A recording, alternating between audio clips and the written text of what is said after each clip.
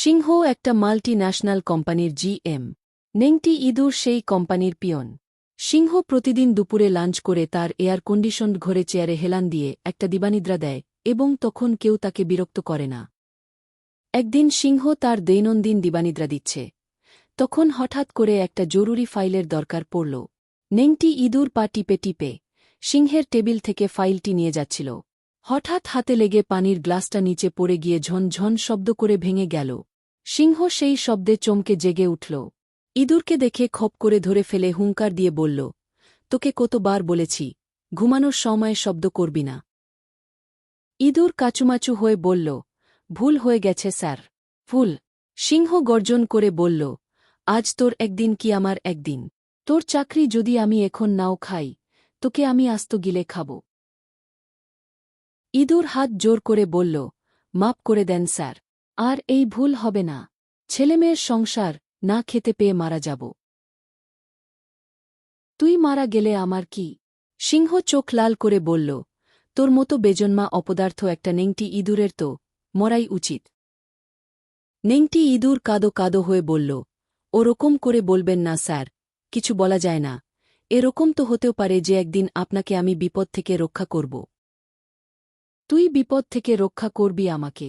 সিংহ হঠাৎ হা হা করে হেসে উঠে বলল, তোর কথা শুনে আমি হেসে মরে যাই। হাসতে হাসতে সিংহ বিষম খেয়ে যায়, কিন্তু শেষ পর্যন্ত কি মনে করে সে নেংটি ইঁদুরকে ছেড়ে দিল।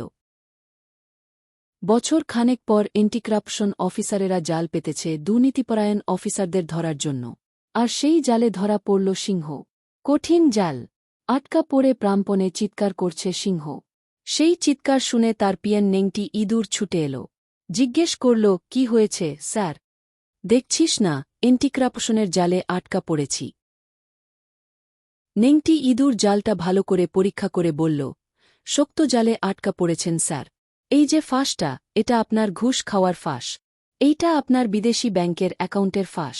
এইটা অফিসের জিনিসপত্র নিজের ব্যক্তিগত কাজে ব্যবহারের ফাঁস। এইটা স্ত্রীর নামে বেআইনিভাবে সম্পত্তি কেনার ফাঁস। এইটা তহবিল তছরূপের ফাঁস। এইটা হচ্ছে। কথা বন্ধ কর, নেংটি ইঁদুর। পারলে আমাকে বাঁচা। নেংটি ইঁদুর বলল, কঠিন সমস্যা, তবে দেখি চেষ্টা করে। তখন সে তার ধারালো দাঁত দিয়ে কুট কুট করে ফাঁস কাটতে শুরু করল। একটা একটা করে সবগুলা ফাঁস কেটে দেওয়ার পর সিংহ শেষ পর্যন্ত ছাড়া পেল।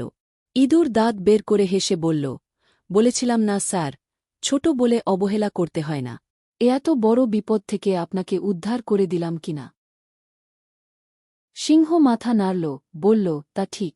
আয় কাছে আয়। নেংটি ইঁদুর কাছে এগিয়ে গেল। ভাবল, সিংহ নিশ্চয়ই এখন মোটা হাতে বকশিস দেবে।